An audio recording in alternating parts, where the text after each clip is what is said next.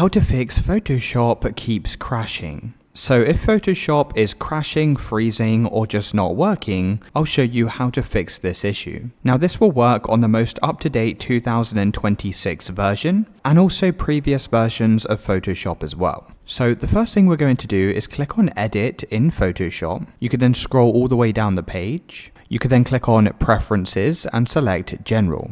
Now in the left hand side, click on Performance, and if you currently have selected Use Graphics Processor, you can try turning this off and checking if this fixes the issue. If it's still not working, then go and turn this back on and press Advanced Settings. Make sure these three options are turned on like so and press OK. Now over on the left hand side, you'll see your memory usage. What you want to do is go and increase this slider to the maximum available. So it should say let Photoshop use 100% like this. Once you've done this, come over to the left hand side and click on Scratch Disks. Now you need to make sure you have the drive selected with the most amount of storage space on your computer.